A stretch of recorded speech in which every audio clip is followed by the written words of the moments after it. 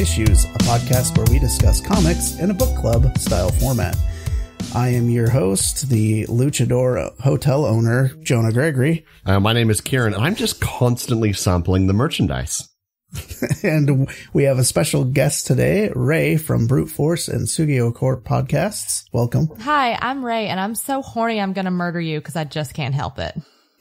And today we are talking about, well, you probably guessed it's a manga by those intros, but it's the Voynich Hotel, which is certainly a book I had heard of before this episode. Oh, definitely. Yeah, same. So before we get into that, though, Ray, why don't you tell us a little bit about your what you do online? Oh, jeepers. Besides be a weirdo like the rest of us, I guess. Yeah, no, I am a professional weirdo. It takes 10,000 hours to master anything. So weirdo is like the only thing that I have mastery of. I fuck around on Twitter. I do hither and thither. I am on the Brute Force cast. I play a little Fox girl on there and just make Adam Bash's life miserable. And then I go over to Sugoi Corp and I make all those boys' life miserable with all of my... You picked up the torch of my making Adam miserable, yes. So I really appreciate that. Well, someone had to. If he's too happy for too long, the world just implodes around him. Exactly. So I dabble in a lot of different weeb spheres, I guess, because on Sugoi we do like an anime design kind of goof spin podcast. So I kind of just do anime sins all over the place. That's good. So what is your like introduction into getting into like comics and manga and stuff like that? Like, okay. When I was young, I would do like a comic here, a comic there, because I don't think that I really loved books in general. I did. I like books and reading and all that. Same. It made me happy. That's all. I did. I read a lot of Harry Potter. I was one of those like young adult like girls that read all of the like YA series that came out. And so the first few times I read comics, I was so confused because I was like, this isn't the end of the story, but it's the end of the book. How does this work? Yes. Yeah. Yes.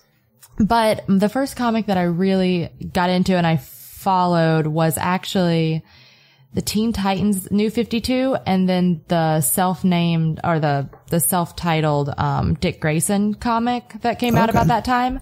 Oh, yeah. Yep. Yeah.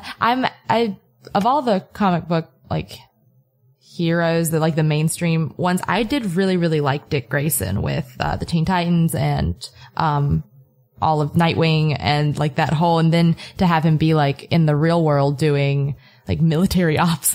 It was all really cool. So Dick Grayson is cool because he's kind of like if Batman had a personality. Exactly. Yeah. Oh, damn. This is someone who's reviewed how many Batman books and loves them, but come on. So many.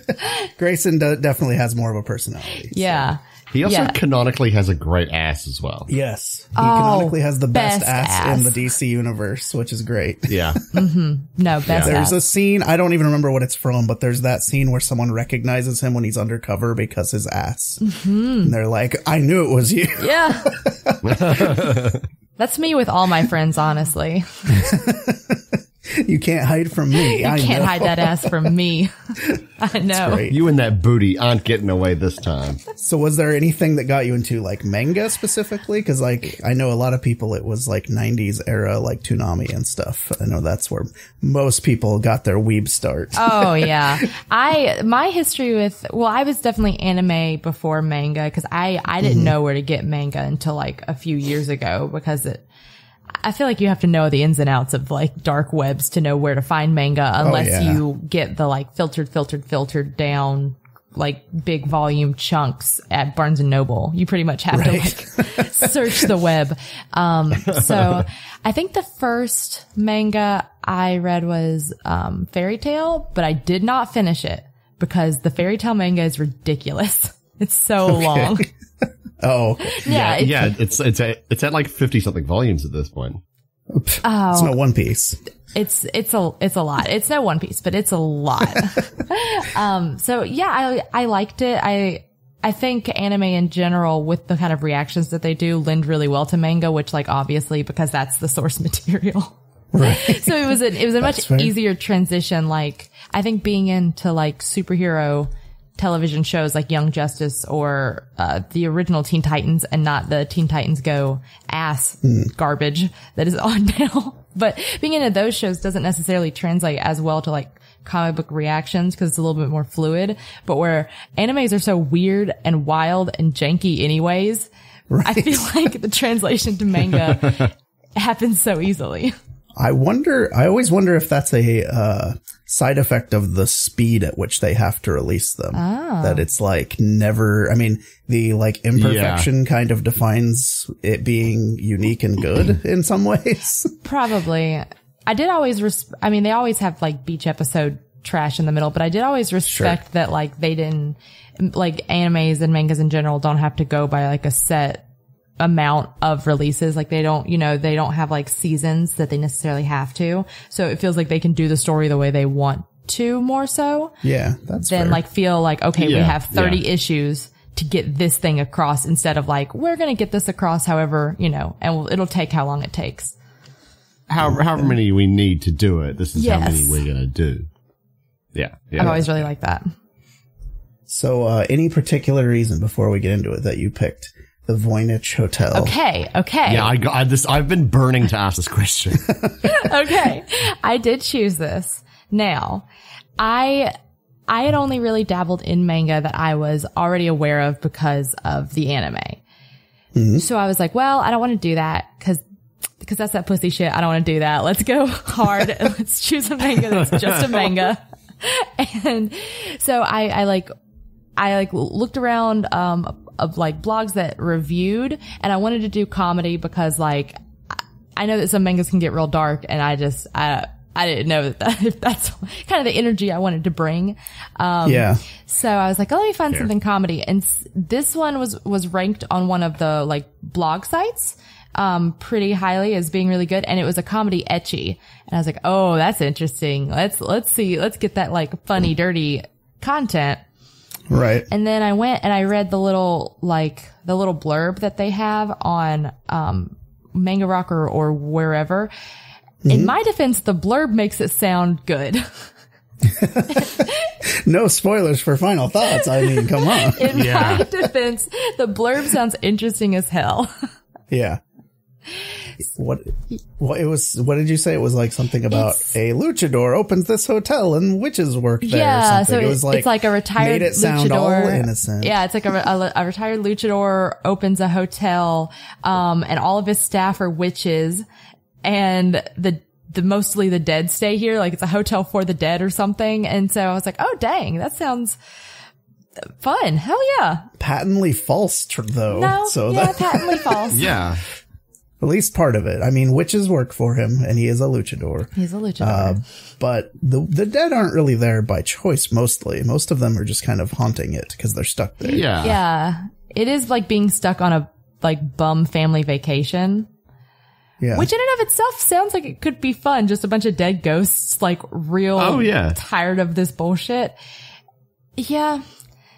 The blurb made it sound good. I guess we'll find out, I guess we'll find out. All right. Well, let's dive in then.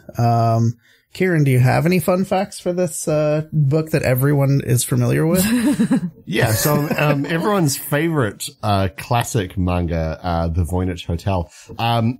So first, here's your synopsis. This is what we're running off for choosing this book and being like, hell yeah, let's do it. Welcome to the Voynich Hotel, a rundown resort located on an all but deserted island in the South Pacific. Owned by former Mexican wrestler Kandere Umeda, the hotel is maintained by two mysterious maids, Elena and Baluna, as well as a homicidal chef named Amelia. Kuzuki Taizo, a Japanese tourist, comes to stay at the hotel to escape from his dark past. Soon he discovers that the strange occupants and happenings of the island are even more abnormal than what he's used to. Taizo quickly becomes embroiled in the spiderweb of affairs on the island, growing close to many of the residents and helping them out, though often causing even more problems for himself. But when Taizo's past comes to the island to haunt him, his new friends jump to his aid. I think it's full of so many lies. So some of that does happen. Some of that does transpire. Yeah. So it is written and illustrated by a author known as Seaman Doman. Now, I don't know if it's a pen name. I don't know if it's a real name. Yeah, I don't know. I would like to say I do like the art.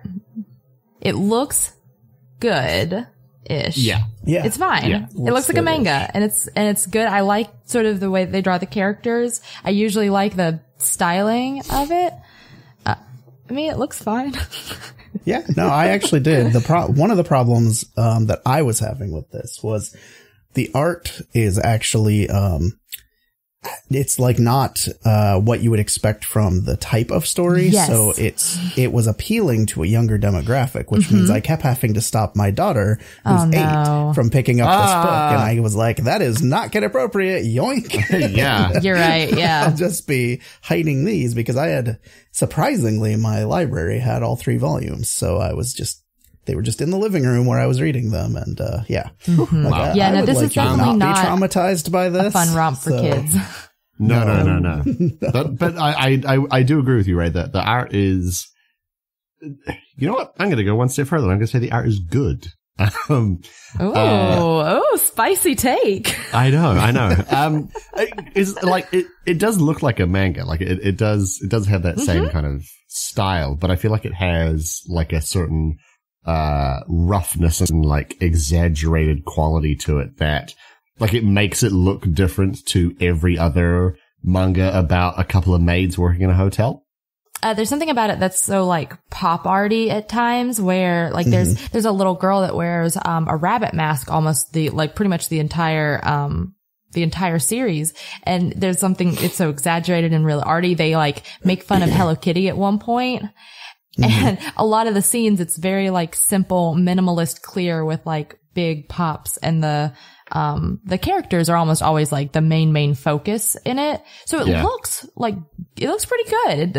It's nice on the eye if you can't read words. It kind of made me think of, and this may be totally like inaccurate, but it looks like it's drawn by a manga artist who was influenced by like Jonan Vasquez or someone like that dark indie comic style, but still manga. Like I see that influence in here, like the way the assassin sisters that are on the cover of volume 2 have like the blacked out eyes and stuff, and they're really stylized. Like there's a lot of that weird 90s indie comic flavor kind of sprinkled out, and that part of it I actually did. Yeah, 90s indie comic is kind of the era I was really that's the era, you know, that I was reading comics the most, I think, was as a teen, as a rowdy teen who was quietly in my room reading comic books.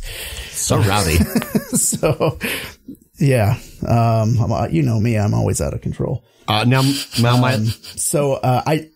Go ahead. Oh, no, I was just going to say now my last fun fact about this series before we really like dive right in, is I tried to find a list of what else the author had worked on and had created. And so I managed to find a list. I can't bring it up now because I've lost it already because it was on that obscure of a website. But this guy, this Mr. Doman, his latest series is about a robot boy flying through space, and I quote, attempting to fuck as many alien chicks as he can. And the first classy, and the first 8 series, series that he worked on, so like the first 6 years of his career, all hentai. Yeah. Okay. Okay. That explains a lot. Okay, so do we know for sure that robot manga wasn't just technically a sequel to this from the robot detective flying through space to just fuck a bunch of alien ladies?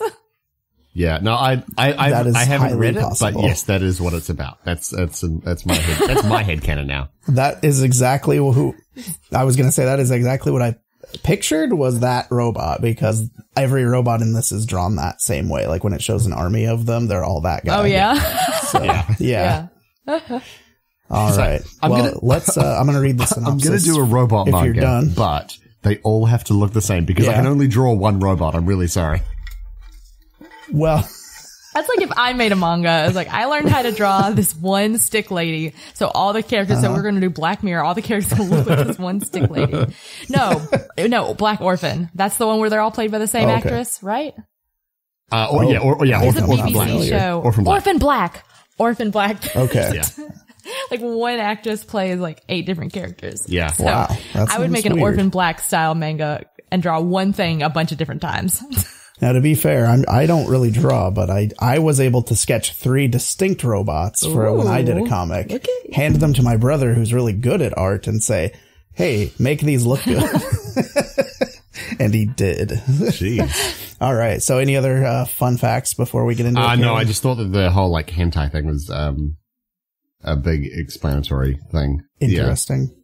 Well, Yeah. this one's only rated teen according to this copy I got. Now, here's a question for you. So this is... Would you let a teen read this?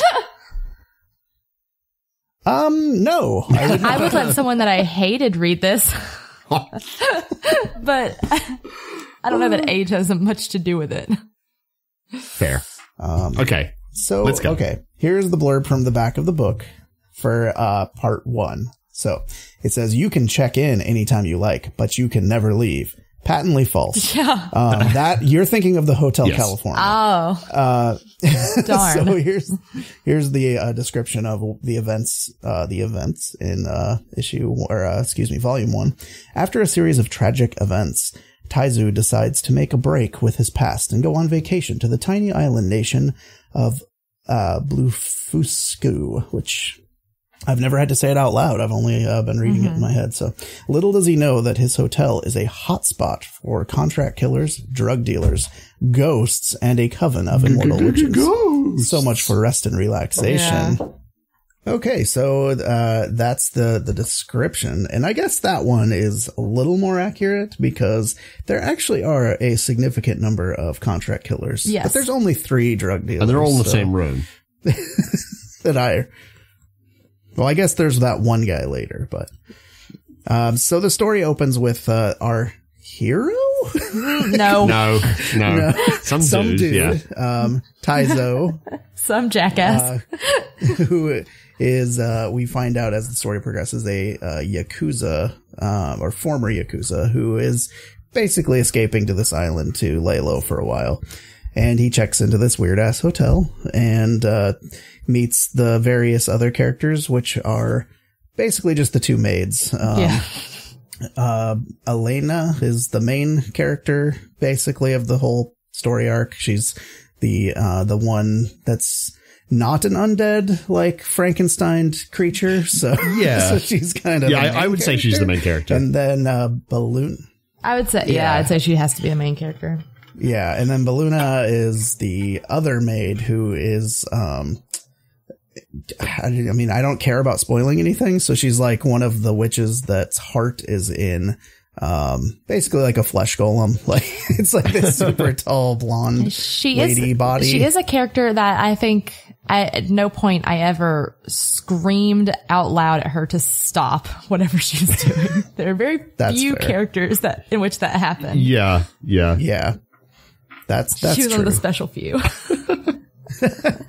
And, it moves pretty quickly since it is a comedy. It's like chapters are like 5 pages or they're so. Very short. Really short. Like 5, 6. So you meet these characters really quick. You see some hitmen riding a Ferris wheel who get their heads blown off. So that's where we're kind of meeting, like, or not even meeting, but like seeing how weird this town is. We meet the luchadore, like hotel owner and his chef who we meet her where she's about to cut her own hand off and then is like, no, I don't want to kill myself right now. So instead she puts rat poison in the food and Like you do. The maid, do. the maid is just like, Elena's just like smells it and is like, classic you. And throws it in the garbage. Like, let's make one. I will say kill that our did make me guest. laugh. There are some things only in the first volume that did actually make me laugh that I found funny. Well, there are some, I will say, and I'm a trash person. I will say there were parts that made me laugh, but I mean, like, it was definitely insulated by a lot of horrible things that did not make me laugh. Oh yeah. No. Nuggets where I laughed. Sifting through this mound of shit, there were a few some little nuggets where I'm like, yes, this is yes. And that was one of them. Yeah, I was going to say there were a few moments I did find really funny, but they were pretty few and far between. But, so basically this whole first part, we're meeting all these quirky characters that are staying in the hotel, including this manga artist who, is trying to spy on like everyone else in the hotel with a glass and is like, oh, I know, I'll use a wine glass instead. And it kind of just goes nowhere for the sake of, just comedy. Like he's spying on this room and then we see that there's like been a murder and there's just like blood and guts everywhere. It's just like the most random weird stuff keeps happening in this. Yeah, for sure. And it was unclear to me because at first I thought the joke was that he was spying on the room next door and he thought it was this horrible thing was taking place and they were actually just boning. That's what I thought the joke was as well. And then it was like, well, no, and then it was like, no, there's blood all in this room.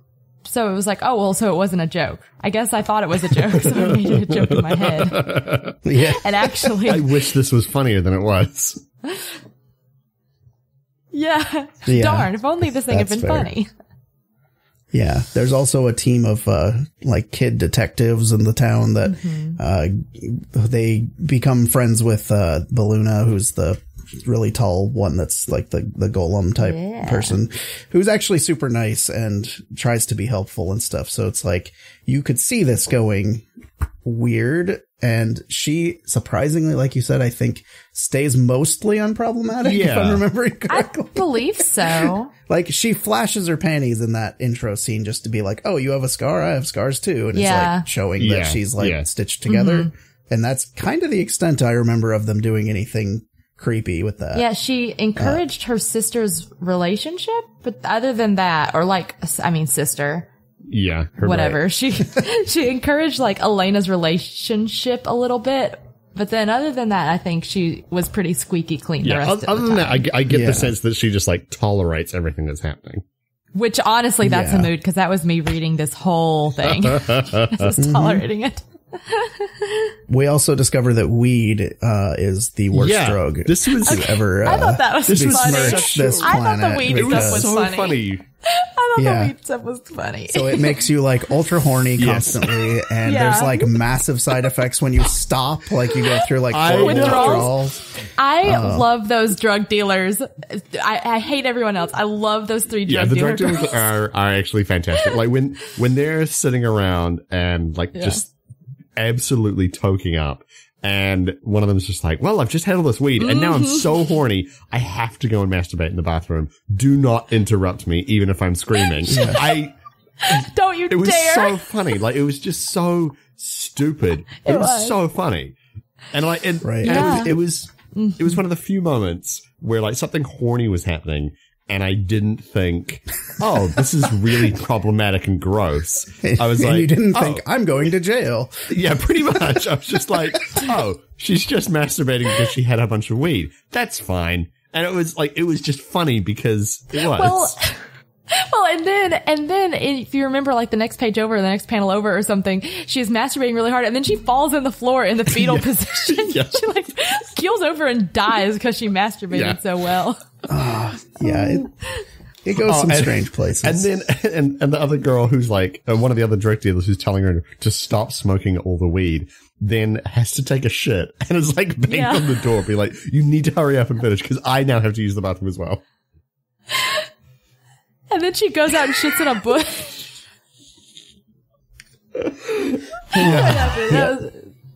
The drug dealer girls I love. Funny. It could definitely, it goes some places.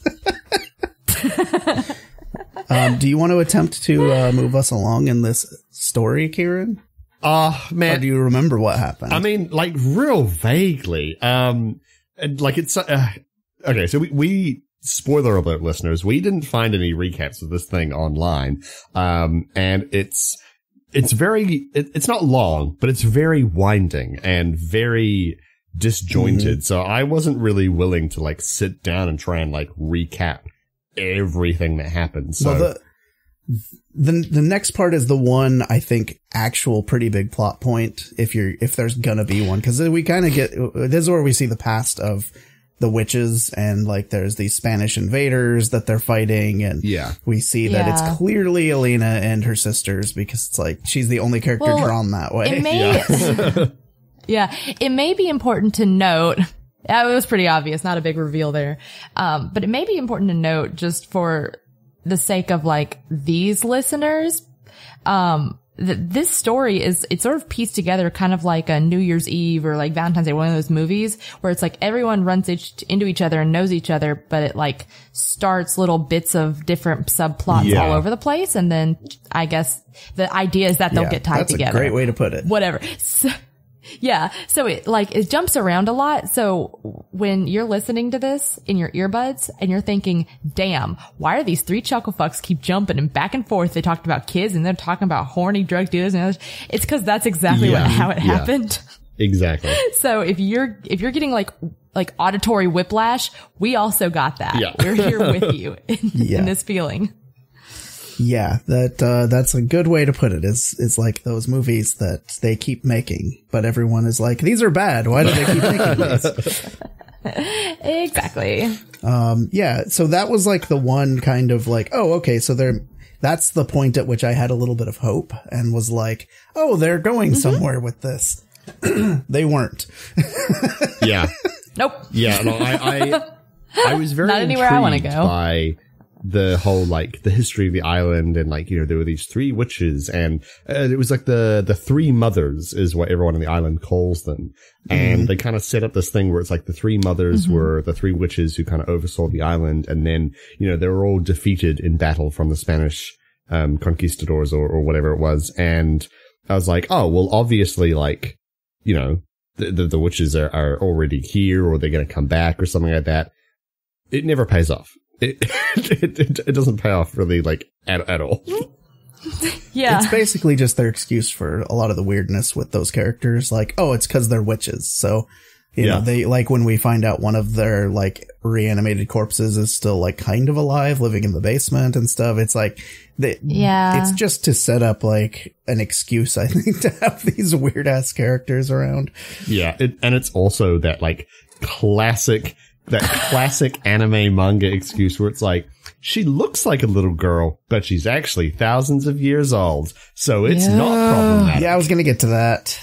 That was some full bullshit. Want to get into that now? Because that happens kind of in the first volume. I think you just where Taizo, who's our main shithead, he ends up getting in a relationship with one of the maids, the main maid, Elena. Yeah, who you know, you can look this up. She's on the front cover. Yeah. She looks like a small child. She looks like a small child. She doesn't necessarily behave like one, but she looks like a small child.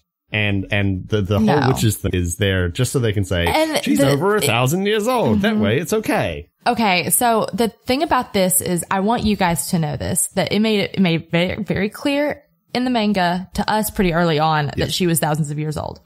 She doesn't like tell him that. So not that it's good in any context. not that it's good even if it's still terrible, but he did not know. And he states early on, he's like, no, I can't give her this gift because she's like a middle schooler. Yes. I'll just be nice. Da-da-da. And then like a chapter later, they do a fuck and it's, well, like he does not know. So in his head, he is a ex-Yakuza member that's fucking a middle school girl. Throughout this whole thing. It's not great. It's real bad. No, it's not great. I agree. Turns out.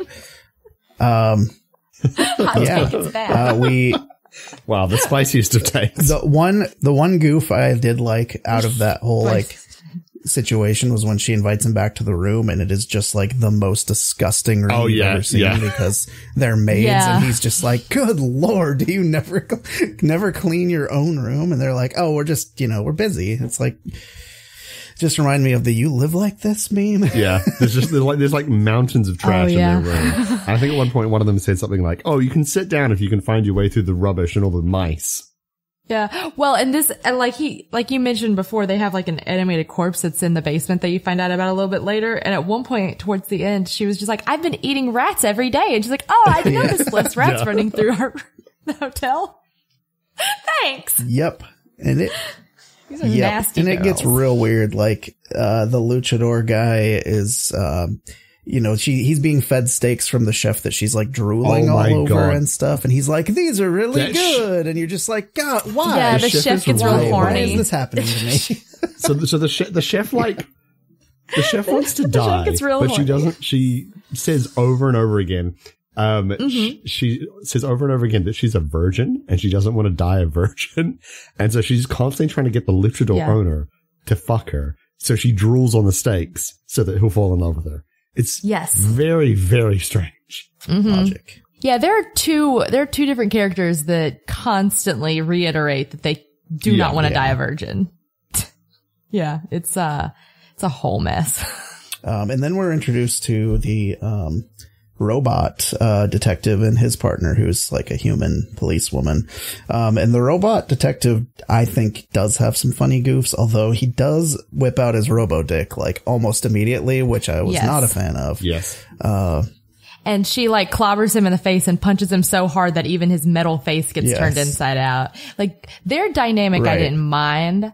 Of all, in comparison to all the other like really problematic garbage in this thing, the RoboCop and like no nonsense lady detective, I do kind of like. They have some funny moments. One of my favorites being when they're discussing these murders that are happening on the island, because there's a serial killer is one of the subplots going on. One of the many subplots. One of the many. And they're like, oh, there's no fingerprints. Maybe it's a robot like you. And he's like, oh no, I have fingerprints. I have lots of fingerprints. And you get this gross close up of his hand that just has fingerprints everywhere. Like, not just the normal lines on the hand, but it's like every part of his hand is a fingerprint. And it's, that was one of the few like laugh out loud moments I had with this book.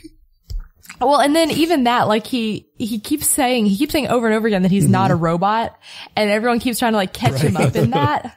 And then at one point, like, he meets the kid detectives or the kid sleuths or whatever, and they just call him Andy Droid.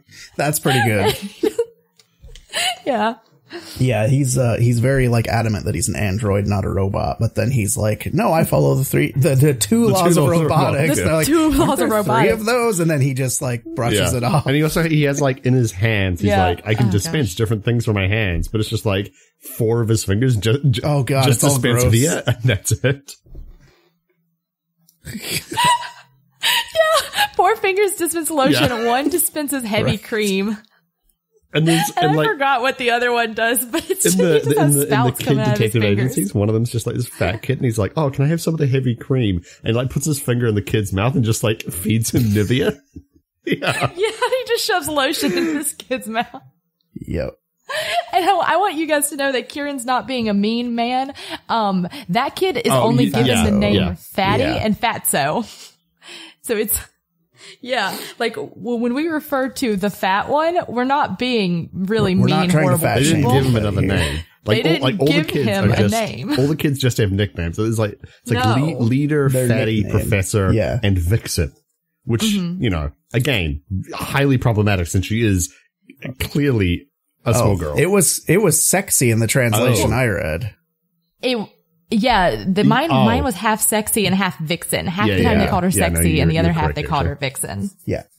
And then there's one other kid that they actually call Alice, which is her name. So then it's really weird because it's like there's one kid that gets a name, and all the others just go by these dumb nicknames that are also rude. Her sister is known as Alice's sister the entire book, and I think that's the excuse for having one of them have a name. She's the one with the bunny mask, and it's we learn it's some kind of magical mask that makes you tell the truth because she's too shy to like interact with people normally. It like makes your thoughts like it makes you speak your thoughts out loud. Okay. I think it's some garbage like that. Okay. It was supposed to be like she was horribly shy, so she couldn't actually like vocalize anything. Yeah.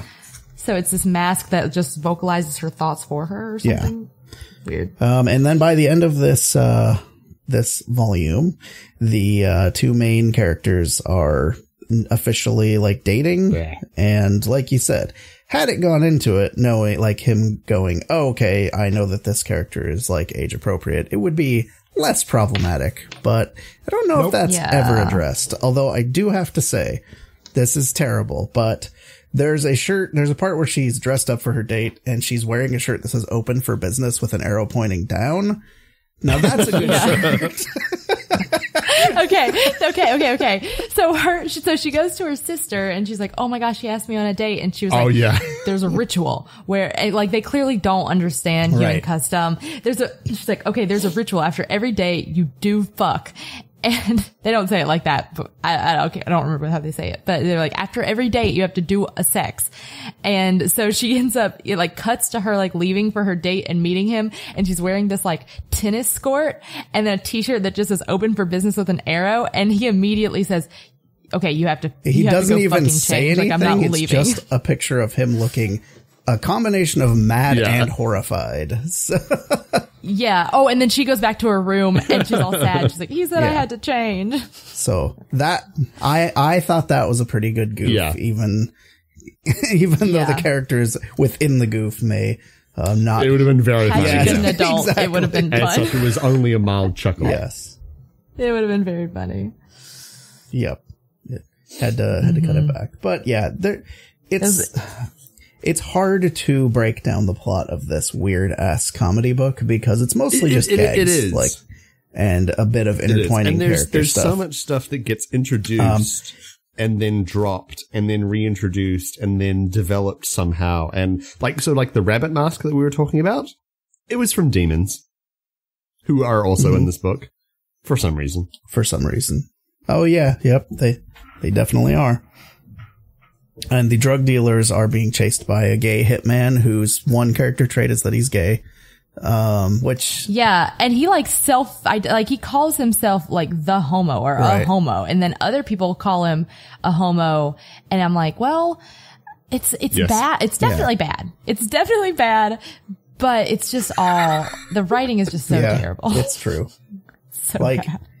Having so bad because that character would have been fun if the gay hitman character could have been the best character in the book, and they didn't really do anything with him either. They're just like, get it because he's gay. Like, why? That's not even.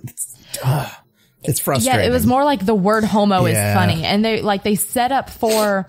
There was one point where he had been contracted out to kill our favorite weed that's dealer at the very girls. end of this book. Yeah, he'd been contracted out and they were like, he kills like one of them, like, and people die all the time in this fucking book and then their ghost hangs around. So it's like, don't get too attached even if you love these weed girls. And the two of them are like hunkered down. Yeah. The two of them are like hunkered down so that he can't see, like doesn't have a shot through the window. And at one point they like write out on a notepad and hold themselves up and they're like, if you let us escape, we'll like show you our boobs or something. And he just like blows the little pad to smithereens with his gun. So all the homo may have just been a setup for that dumb joke. It's true. I can respect that. I don't know. And don't they, and they're under fire. They're under fire from the gay hitman, and they get away. Oh yeah, by just smoking a bunch of weed and escaping through the cloud, which I did think was kind of funny. I did really like that they just toped their way out of that situation. And also I forgot that the detective squad were like, they're investigating the hotel because of all the weird stuff that happens there, and they actually, when they find their way in, find the sister that's in the basement and the professor who's the smart one who's not actually that smart. He like immediately falls in love with her. So that's also gross and weird because he is a child. Also, can we just for 1 second just say that his nickname is the professor because he's in a wheelchair? That's a thing that happens. So his nickname's the professor because he's in a wheelchair. So there you go. I know you thought for a second, that's not a problematic nickname. He's a smart kid. No. He's not. He's just in a wheelchair. And like, if he were just a kid having a crush on this, busty corpse lady, that's one thing, but she reciprocates, and that's why it gets creepy. Yeah, she reciprocates pretty hard. She's like, a boy has never said that he liked me before. Therefore, I shall reciprocate this love to this disabled child. And also, I'm a corpse, which is Also bad. Also, and this is it's also very bad. This is I think this is the time when I need to sort of bring up all the poop humor, which not the most problematic part of the book, but just like too much. I think it's in the first volume where they have several times where they talk about being hungry and then someone's like, I've got to go take a shit or something. And then it's like, I want curry. And they're like, you still want curry now? Oh, so there's poop humor there, and then the corpse cannot control her bowels, so she's naked most of the time, and then she just walks around and she'll get like startled by herself shitting on the ground. Yeah. Like, oops. And that happens like throughout. That also reminded me of one of the things I had previously blocked in my mind, which was the fact that Valuna's ringtone is someone like taking a giant dump and being like, stop recording me. And you just hear horrible like crapping sounds in the background. So that every time her phone goes off, like everyone around can be horrified. Which is kind of funny, but really gross at the same time. It's kind of funny because she's so apathetic about it. The ringtone is funny. The ringtone is funny. The poop jokes were funny the first time. But man, they really just do them again and again and again. Yep. So volume 2 exists, and it is called Dead and Breakfast. With I gotcha. With every day Taizu spends at the Voynich Hotel, he finds himself more and more smitten with Helena, one of the maids, but even with love goggles on, it's hard to ignore all the weirdness happening on the island, or the fact that there's a serial killer running amok. That's the description for volume 2, and honestly, more of the same. It's like, it doesn't change much over the course of these 3 volumes. You find out more, so this in the second volume, I'd say you find out more about the serial killer. Cause at the time it was just sort of what you'd heard from the detectives and then like randomly, cause there are contract killers, and contract killers pretty much exclusively just shoot people. And that's kind of all you see. And all the contract killers weirdly end up having a contract for the like pseudo half main character Taizo. I don't think I pronounced that right. That's fine. But they all weirdly have like a contract out for him. Right. But then there's the serial killer, and this serial killer, they're more of like a slash and like dash, like leave blood everywhere kind of a motif. So it's very clear, people are dying all the time, but it's like really clear. And then the chef, who is really, really murderous and like homicidal and keeps putting poison in things, pretty much just wants to poison people. Like she doesn't really branch out from that. But I also am pretty sure she's never successful. So it's a lot of like sitcom-y style antics around murder. Which can be fun. Which can be fun. That in of itself is not bad. It can be. Sometimes. It depends on the scene. Well, yeah. There's a couple times where it can be funny, but I have to say though, because we get more of the robot detective. My favorite robot detective part of this whole book is when we find out he has to wear glasses, which for some reason I find incredibly funny. They're like investigating I think they're investigating the crime scene. Andy Droid. He's like, let me look at my robot eyes. Hang on, let me just put my glasses on. And it is quite funny. Because they're all just like mercilessly dunking on him about how shit of an android he is. Right. And then he can fly for like one scene, and then the next time they call him, he has to like dig like a video game mole because they like replaced his jetpack with drills. Okay, so I will say that when I found a panel or something that I thought was funny or something like that, I save it, and I do that for a lot of the manga I read. But there's this one panel with the robot detective where it doesn't introduce that he can fly. He got like an upgrade. I wish I'm looking through. I don't know if I can find it, but he's like with all the little kid detectives, and they look up, and they like, he's just in the air, and he's like, oh, I can fly now. And it's so like nonchalantly. And then they were like, I think he's looking down on us. Here it is. He said, so how are you flying? And he goes, you noticed? That's what it was. That's very good. The kid, he's like, oh, so you can fly now? And he just says, You noticed that, did you? Yeah, he's very smug about it. It's fantastic. And all the kids are so annoyed.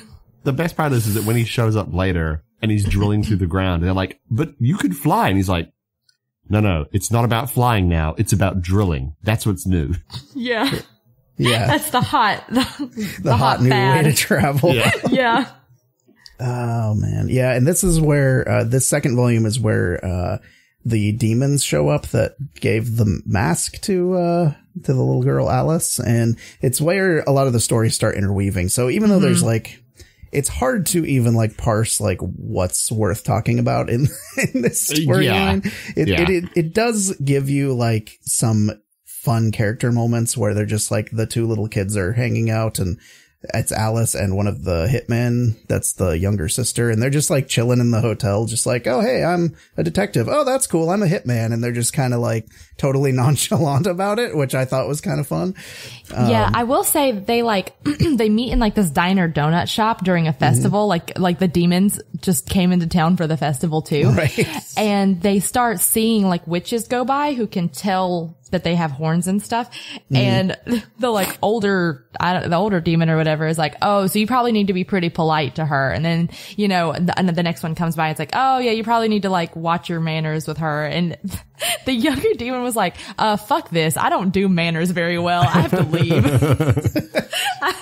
I don't Is he the one that gets poisoned later? Because one of them eats a poisoned donut or something. And like, no, he's like, yeah, I'm banished back to hell. No. Because that's how they die. The older demon eats a poisonous donut. The younger demon decides to be a hotel mogul. Yes. Okay, that's yeah. He replaces opens a rival hotel. He replaces the donut shop with like a 500-foot tall hotel that starts to like affect the business of the Voynich Hotel.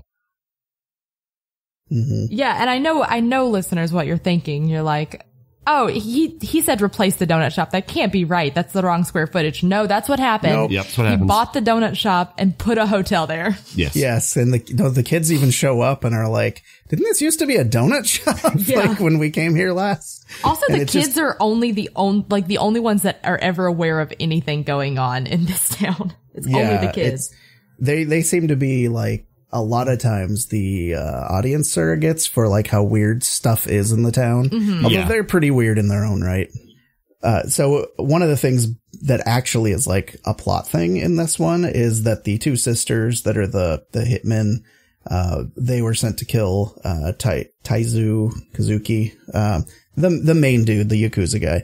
And Elena corners the older sister on the roof, and we see like just how ridiculously powerful she is in this one scene where she just like blows the lady's arm down to the skeleton, and then it's like, hey, see that skull over on that tall tree? That was a warning to not mess with people in this hotel. And then she like, you know, slam dunks her head onto it after cutting it off. It's like, wow, that got brutal real fast. But that's one of the major plot points, is just kind of like, there's all these hitmen and stuff after him.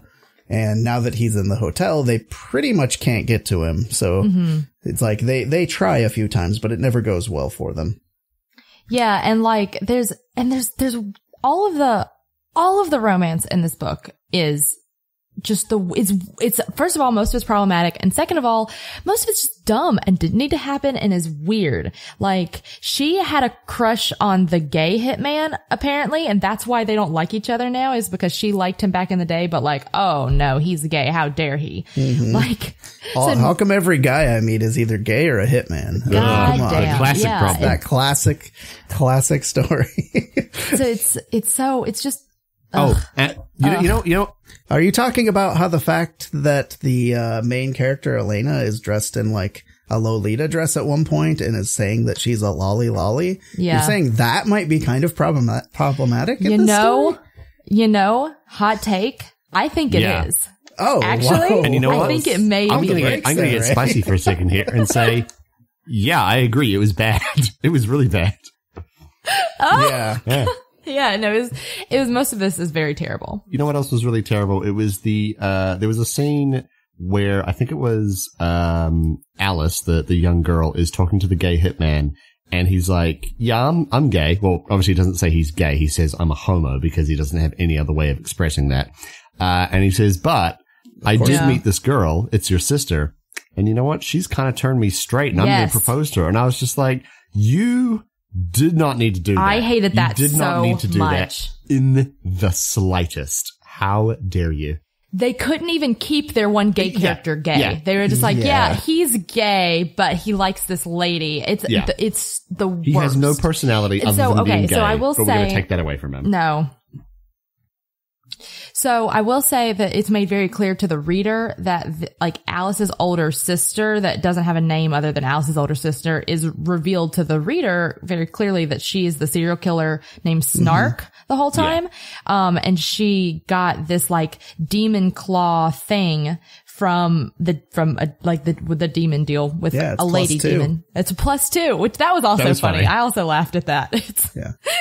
Yeah, there are a lot of references to things where, I mean, they reference there is a One Piece reference. The Master Sword from Zelda, and he's like, oh, it's the Master Sword, and he's like, why is it all slimy? So he just leaves it there. Yeah. So it's revealed to us that she is Snark, and she also runs the bakery. So she makes a lot of cakes randomly, and you'll see that where like she'll like bake poison into the cake, and like that's how that one old demon died. Oh, okay. And she's got like these weird like claws that come out of her. So her MO is she's kind of crazy. Just like mentally, just like Harley Quinn kind of style crazy. Like it's supposed to be fun and whatever, but she likes to fuck guys and then slice them. Like that, like it's a sexual thing. She just likes to fuck them and slice them.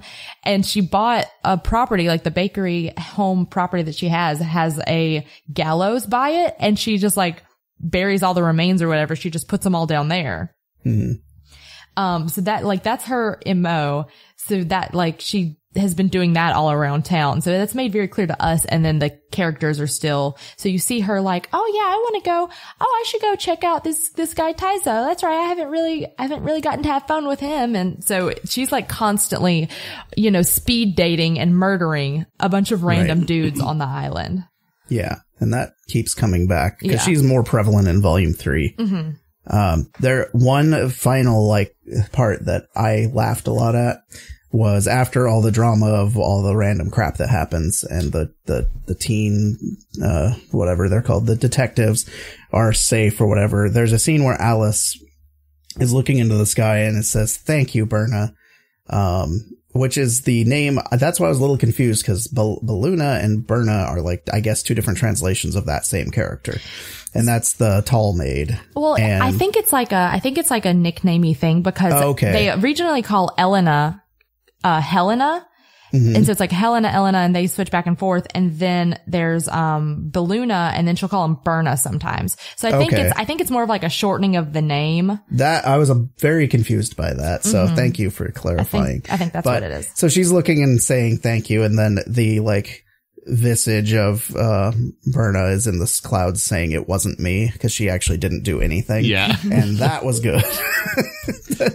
That was one final good goof in that second volume. I'm looking through the screenshots that I saved, and when I guess older sister, I don't know, when adult bodied Berna sister is like trying to, I don't know, help problematic younger sister feel better about like having sex for the first time or whatever. She does say, "Just shout, drown my passion pit in baby gravy." That's right. That was so funny. Yeah. And then Elena just says, "Oh no, I can't do it." She's just very apathetic. Just shout, drown my passion pit in baby gravy. Just that easy. It's just that easy. All right. Let's jump ahead then to the final volume, which is called The Final Volume. All Tazu wanted was to leave behind his past as a Yakuza, but now his enemies have tracked him down and are out for blood. As things come to a head, Tazu risks becoming a permanent guest of the Voynich Hotel, because as we've mentioned, when people die, they seem to just kind of linger. There's several ghosts, like the guys at the beginning who get shot on the Ferris wheel. Their ghosts make their way there, and then they're just characters hanging out in the hotel, but they like, one has half his head blown off and the other one has like blood constantly like running down his face from where he was shot. I kind of fuck with those guys too, because they are... Yeah, there's some good characters sprinkled throughout this weirdness. They're the most slice of life, where like literally one of them will just wander around and he's like, dang, I can't hang out here. Like they're going to catch me. It's just, yes, I can't go up to the top floor. There's more hitmen there. Like, he's just bored. Yep. I mean, you'd get bored, I think, if you were just haunting this hotel after a while, especially because there's a lot of parts where they kind of make fun of how there's a lot of downtime with, between the like busy season, and the hotel almost goes under a few times throughout the story. So yeah, there's a lot of like just farting around, I feel like, at the beginning of this one, like, where it's just supposed to be character development and the demons move in and to the hotel. I should have mentioned this in volume 1, but they make the dumbest joke that they bring up every now and then, that they had they have the high roller suite. Oh, and yeah. The two murder sisters, the two hitman sisters stayed there, but they said that no one else has rented it in like years. No one else has rented this high roller suite. And the last person that did was Chuck Norris. Right. And they name Chuck Norris, and there's a point where they go up to the Hitman sisters and they're like, oh, you guys, no one stayed here since Chuck Norris. And the younger sister asks her older sister, who's Chuck Norris? And she goes, I don't know, some jerk from nowhere. They bring up Chuck Norris a lot, weirdly. Like, yeah, I mean, I guess if you asked a younger person who's Chuck Norris, they wouldn't know. Like, why would they know that? Unless they were familiar with, like, 20-year-old internet memes at this point. I'm just flipping through this, just to see, like, what goes on here. And most of this book is just this volume seems to be, like, the hitmen trying to kill, Kazuki and failing because of other people intervening. Yeah. For the most part, we get a bit of character development with Alice's sister. This is where we like kind of learn about her whole MO and, all that. We also see like a weird scene where, Elena's, trying to like, I don't know what she's doing. She's like helping, Oh, are you talking about her? Are you talking about the soul surgery? The spirit surgery? Oh, okay. Yeah. So he... Go for it. Okay, so the not main character, the whatever dude, Taizo, he's at the bar. There's this couple that comes in, they're on their honeymoon, and I know you think like, oh, how does that become problematic? It is, don't worry about it. Oh yeah, that's right. But the guy, they're like drinking at the bar. It's like him and the husband. Yeah, they're like drinking at the bar, and the serial killer murderess, Snark comes in, she tries to bone down with both of them, and it's this whole thing. And anyways, the next morning, Taizo is hungover, and Elena comes to visit him in his room, and he's like, yeah, no, I'm just still hungover. And she's like, here, I've got something. And she gives him a tea that makes him unconscious. And then she like does some witch voodoo, and she like shoves her hands in his body and like wrings the toxins out of his liver. Mm-hmm. And then she's like, well, why I'm here. And then she like roots around in the rest of his body, and she's like, oh, your lungs are kind of dirty. Do you smoke? I'll go ahead and clean those up. Like, and then she picks his heart up, and she gets distracted, and she's like, oh god, no, he's gonna die. I've got to put that back. And at one point, she keeps rooting around, and then she accidentally finds his testicle, but she's like inside his like body cavity, and she's like, oh, that's not supposed to be here. And then her sister walks in on her, like Berna walks in on her, and she's like, oh, here, I'll help. Those testicles shouldn't be inside of his body. So then they like she takes her hands out, and then they're trying to like put his testicles back somehow, and he wakes up in the middle of it.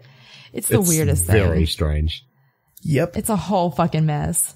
And I think the whole point of this scene was because when she puts his heart back, she puts it kind of in the wrong spot. Yeah. Which does save his life later. One of the few things in this whole story. So that I was like, had a point. That's a callback to something you set up earlier. Oh, interesting. That was some actual like planning. Yeah. I did appreciate that one narrative device. I hated so much. I did appreciate that one narrative device. Mm-hmm. Yep. And then there's a lot more comedy, in quotes, farting around for the most part. There's a very brief drawing of, I'm guessing, supposed to be a black person. And I was like, Japan, stop. Please, you need to learn how to draw non-Japanese, non-white people in a way that isn't horribly offensive. Please. Well, like Elena it's never really addressed as to like why, but Elena's two sisters are like pale ghost white, and she's really, really tan with dark hair. And it's never addressed why. So like you basically could have drawn that same character like Elena and didn't. Yeah. It's like, well, you just did it. Like, I just saw you do it last page, and then this page you still fucked it up. I just saw it. It was right there. Yeah, and then we actually get a scene of Helena going back to like her the witch that trained her, and it's like back in Russia, and she's like, you should stay in Russia, and they get to do the like Russian dance that is the stereotypical thing from there. Yep. Yep. Sure is a thing. It's a whole lot of stuff. I will say that in these last, I think mostly it was in the third volume, but in the like within the little sleuth detectives, the leader and like the one named Sexy, which cool. The one named Sexy gets really overtly horny for the leader, like to a ridiculous extent. Like, she says some bonkers ass shit, and she starts getting like really upset at like every other lady. Like, she like hates the maid at one point because the maid's like a grown up, and she already has like, she's like a grown up lady, and it's a whole big mess. So this whole time there's also weird child porn going on. Yeah. It's one of those things that it's like, if it had been written in any other series, it could have been something kind of interesting about a young girl owning her romantic feelings and her sexuality, but instead it's just really fucking creepy. Yes. And bad and gross. Well, and she like jokes about it. Like, the way she does it makes it feel like a joke. And maybe it's because because my brain refuses to process the other because it's so bad. But she says it like it's a joke. So it's like because she does legitimately have like an adorable little crush on this boy. And so that part's all really cute. And then it like, he'll do something and it'll get like this cute moment. And then she gets really nervous about it. And then she's just like, okay, well, one day I'll pay you back with my body. Yeah. Like she does these like weird, dirty jokes when she's really nervous. And so that part could be really cute.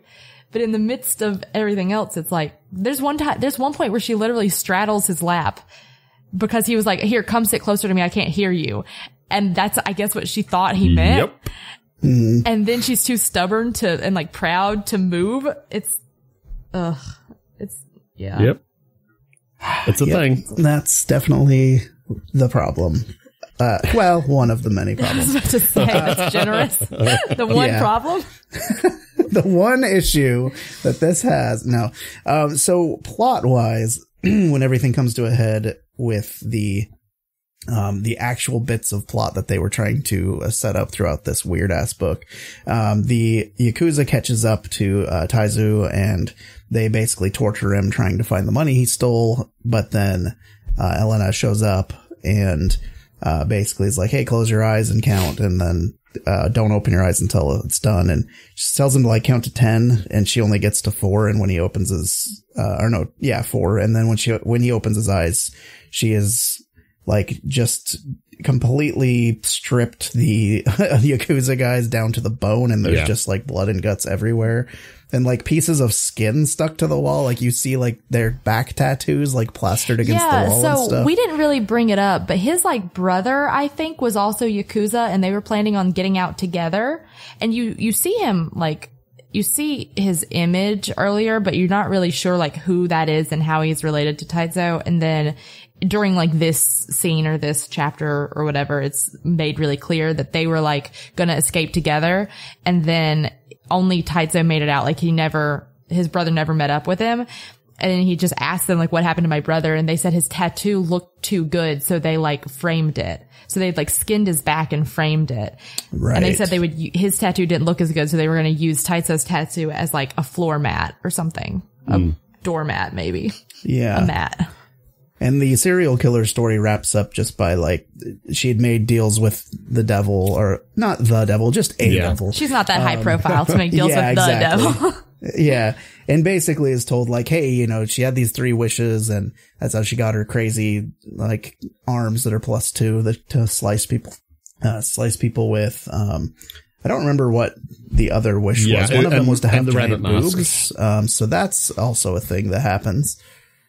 Oh, the rabbit mask. So one thing I do, and there's so little I appreciate about this book, but she got 3 wishes from this demon, and she got a rabbit mask so that her sister could like talk and like interact with people, and that's very cute and wholesome, and I appreciate that thing. She got demon claws so that she could murder and fulfill her horny desires. That I'm also not mad at. And then she was like, I want to save the last one. And then she meets up with the demon, and the demon's like, you've got a month to live. And she was like, fine, I want huge tits. And so that's weird, but I was like, okay, okay. The only reason I like her big tits wish is because literally a week later she comes back and she's like, these are uncomfortable. I can't move. I hate them. Take them back. Yeah. And the demon's like, you know what? Actually deal with it. Yeah. Yeah. You're right. That was a good twist on it. Like she's like, oh, I'm going to knock them dead before I die. And it brings her nothing but heartache. Like, and backache. That's kind of a running joke, I think, in this. Mm-hmm. And backache. It does bring him backache. Because there's like a running joke in, where they're like, oh, drink this milk. That's how you get big boobs. So it's like the girls are like constantly chugging milk, and it's just like, wow, really? This manga is sure a thing that exists. And, but then the joke keeps being like the guy they like doesn't like big boobs. That's like the thing they keep coming back to. Because that's what boobs are for. Yeah, it's like, weird. It's the only thing that they're for. They're only for the male gaze. Uh-huh. Yeah. Well, according to this hentai artist, yes. But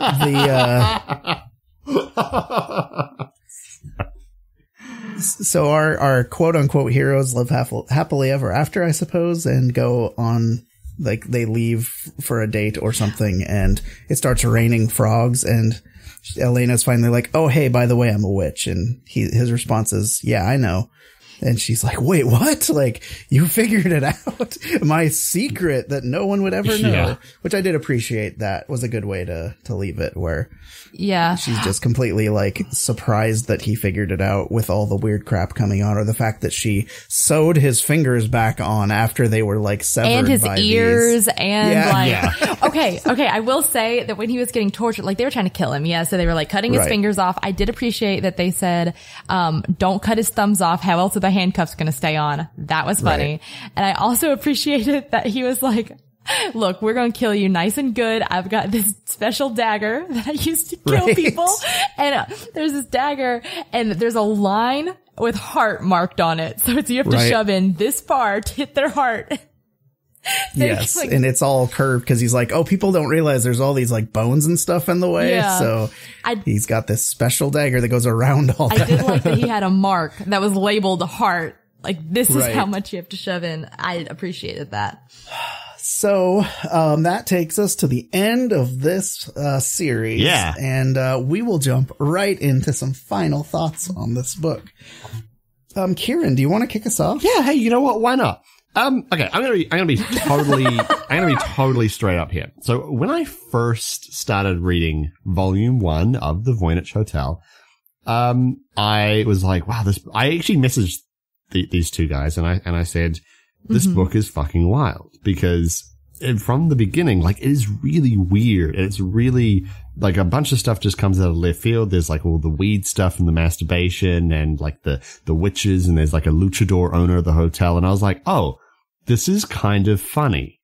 And I actually kind of like this. And, you know, if it kind of keeps up like this, I could probably be on board with it.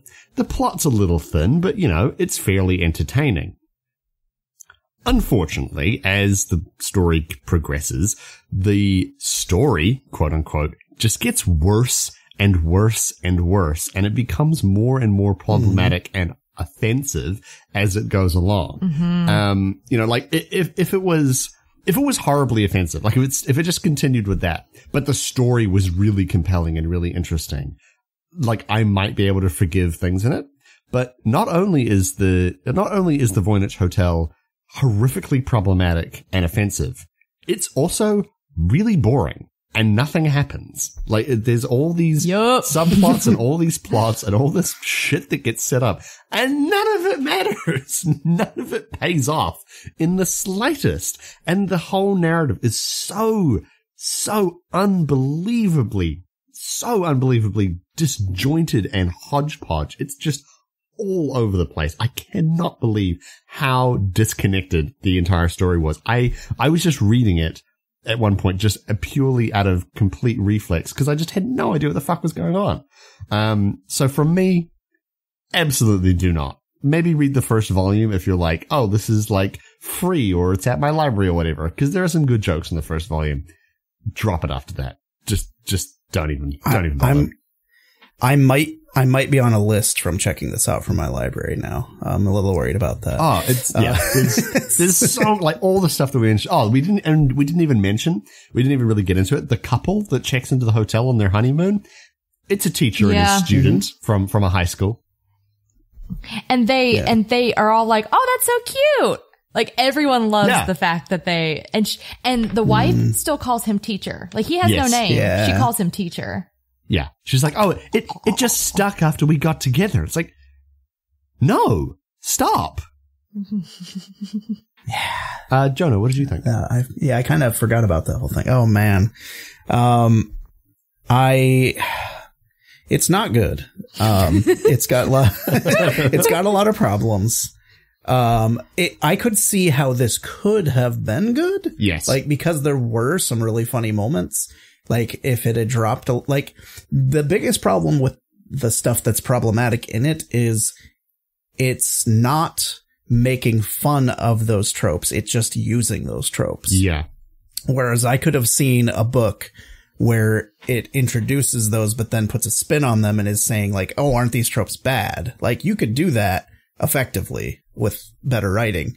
But this makes no attempt to even try and do that. It's just like, oh, these are the tropes, because there are some really funny moments, like, between the characters, like we've mentioned a few, and there's one, like, that I sent you guys that I actually thought was kind of funny, where they're talking, like, between Elena and Taizu, and he's like, oh, I'm more of an ass guy. Yeah. So she's like, oh, well, better start cleaning, and she's, like, shaking her butt at him as she walks away, and I'm like, that's funny. Like, that's actually a kind of a funny character moment, but, like, there's so much stuff around it that's bad that makes it so you can, like, I feel bad even enjoying the jokes that I enjoy out of this book, because you made it weird, guy who wrote this book. Yeah. So I would, I'd say it's a hard pass from me. There's much better manga out there. Oh God, yes. Ray, final thoughts? Okay. So let me start at the top and say us three human beings read this. Yes. We did that. We did that for you to know that you don't have to. All of the fun things that we said, that's all of the good we took from this book. Don't do it. Mm-hmm. Don't. Mm-mm. I've got fun screen caps of the panels that made me giggle. Just ask me. I'll show you, like, all the decent parts of this book. Don't waste your time, because I fell on that sword for you. Now, the reason that, because this is objectively bad and it's objectively problematic. It gives me the vibe of the type of comedians that were really popular in America in the early noughts, where you were just saying something problematic because it was, like, funny to be inflammatory. Because it gets to a point where it's, everything they introduce is really problematic for, like, some, and it's not ever listed as a romantic thing, but there's so many of these pairings. So it feels to me like they just think it's funny to be inflammatory, like that kind of a thing, which does not age well, especially today. And, like, that was never a punchline for me. There were obviously some funny one-liners with, like, the robot cop and other things like that we, got a little giggle out of. But the most infuriating part of it is that, like, some of these base story elements could be super interesting. Like, the idea of a Yakuza that's on the run that has all these, like, hitmen coming after him, and he ends up, like, shacking up with a witch that's, like, the only way he's surviving this. That's not bad. You make the witch look like she's 12. okay, now we're rough. Like, it's not, there are parts that are fun, like a group of like young, like detective, like sleuth kids that end up solving this like serial killer murder thing. Like, that's interesting. The idea of like this real horny serial killer lady that likes to just fuck them and slash them up to shred. That is interesting. Like I could be on board with a story that does that. I could be on board with no nonsense detective lady and stupid fucking dumb robot copman. I could get a whole series of that. All of those things are like, I read that and I'm like, if someone that wasn't trying to be like a little fucking piece of shithead and be just inflammatory and problematic and gross had those like ideas, they could have done something very fun and interesting with them. But there's this like the style, the point of view of it and the type of humor that they did has like tainted even those good ideas. And that's what makes me mad about it, is that it could have been good. Exactly. And you were totally right about the era. 2006 is when they started, according to this random website that I'm looking at right now. So, it's right in that era of like, isn't it funny when you say stuff you're not supposed to say? Yeah. It really does give me that idea where it's like, oh yeah, they're a nice honeymoon, but she's a student. Like it seems like that's the whole point of it. Like it seems like it's just meant to be well, I mean, the alternative. May I interject? Yeah. That's the joke. Yeah. Yeah. And the alternative is that there's some person out here that thinks that these are legitimately romantic and compelling, and that's probably worse. Yeah. I guess. Yeah. I don't know. This series has on Amazon like a bunch of like 4 and 5 star reviews of people being like, "This is so mad. This is hilarious and great." And I are they love from? It. I didn't look at any of the years or anything. I was just trying to find out more information about it. Oh, okay. And admittedly, one of the first red flags before I'd even started reading this was reviews complaining about the quality of the translation of. I think there's one of the bits where she's like playing an online game and the translation is apparently, you're a bad fighter, you can't even fish. But then apparently like the original Japanese is supposed to be something like, you're a bad fighter, you can't even, tank. And people are like, the second joke makes way more sense as a gamer. And I was like, okay, I'm already going to fucking hate this thing. Yeah. My first red flag was when I went to pick these up from the library, knowing nothing about them, and saw the cover of Volume 1 and seeing this main character, Elena, on the cover and going, oh no, what did I sign up for? Yeah, whenever the main character looks like a young girl, it's always like, it's like, this girl better be 12 or I'm out. Yes. Yes. Exactly. And this girl better be allowed to behave like a 12-year-old. Yeah. Right. I think Ray, you really like nailed it on the head. In the series, there are so many interesting ideas. Like, there are so many other things in here that feel like they could be independent pitches for other stories, like other manga. And yet, here they all are, churned together in this giant pile of shit. Trash. Yeah. Look, it's trash. It's garbage. Well, okay, so in my headcanon, the person that wrote this is 14. And, and they live, their older brother or dad or mom or uncle or grandparent is good at manga, and they took their notebook and they stole it and they said, look at this list of good manga ideas. I use them all. And then they were just like, fart, joke, ha ha ha, poop is curry, ha ha ha ha ha, fuck yeah, little girl, fuck old man, ha ha. Like, it's, that was how this was made. It's trash. All right. Well, I think that's going to bring us to a close. So, Ray, thank you so much for coming on and suggesting this book. Sometimes just like a pig, you want to wallow around in the mud, and that's what we did today. Yeah, that's fair. Yeah.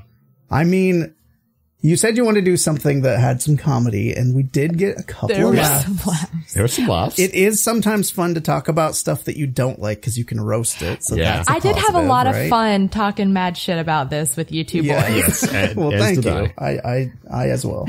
And this. So final thoughts, I guess. The consensus is do not read this for the love of God. Do not. But you had mentioned like wanting to do something that was a comedy, and I was like, well, what have we read that was manga? And the first two that came to mind were Tokyo Ghoul and Uzumaki. So, maybe it was good to do something that was supposed to be a little more on the lighter side. We've also done Naruto. Hello. Yeah, I know we've done Naruto. that has some dark stuff in it. That's right. That's fair. I'm assuming. That's fair. Anyway. All right. So, Ray, where can people find you online? Oh gosh. If they're looking for me, I'll pop up. Don't even sweat it, man. This is your chance to plug your podcasts and whatnot. I guess I'll plug everything. No, you can DM me or tweet at me. I'm on Twitter at MRUnladylike. And you can hear me again if this just wasn't enough for you. You can hear me again never enough at the Brute Force Cast. It's a real play in the Fate system. A fun little ragtag bunch of monsters that are just trying to save the world, kind of, Mm-hmm. And we go about it perfectly. And there's never any crisis of conscience, and we never sort of stray from our own ethical, own ethical ideals. And then I'm also a part of a podcast, called Sugoi Corp, where we take, viewer submitted suggestions or sometimes some trash from our own heads, and we pitch, ideas for various animes. Really kind of dunking on the tropes and all of that. And we pitch it to our really good friend Dylan, who hates anime. Doesn't like it. A non-weeb. Yes. We're doing so much. We're preaching the weeb gospel to him, trying to convert him. And how's that going? Poorly. Okay. We've had no successes, but a lot of fun. Gotcha. All right. Kieran, where can people find you? You can find me on Twitter. I'm at Mr. K_Bennett. You can also check out my D&D podcast, which is for Crits and Giggles. That's @ for CNG podcast on Twitter. I will also say, that Brute Force is on the Geekly Inc. network, and as we are. Yeah, we are. And you should also totally go and check out, Dear Internet, which is the new Geekly Inc. Podcast that has joined, from the wonderful folks behind Cast of Thrones, which, for obvious reasons, is going to be finishing. Yes. I have listened to the first two of it, and it was incredibly good. It's very funny. It's very funny stuff. All right. And I am on Twitter at Spambot. And just a reminder, all of us will be at GeeklyCon and check out various weird panels and things we'll be on. We are going to be talking about the various multiverses in comics. That's our panel. And is our guest official yet, Kieran, or should we save that? He is official. Okay. So our official guest is Mike Bachman will be returning to join us for the live show. So we're very excited to have him back. He was on last year's. So if you didn't hear that one, I highly recommend going back and downloading that episode. I was there live and in person, y'all. I was in the meet space. I got to feel the energy in the room, and boy howdy, it was a fun ride. I cannot recommend it enough. Awesome. Yeah. So I'm very excited. It's getting very close. So with that, we will see you all next time. Goodbye. Bye. I love you. Welcome to the Hotel Problematic. Such a horny place. Such an underage face. Plenty of cringe at the Hotel Problematic. Such an iffy feel. Poison in your meal.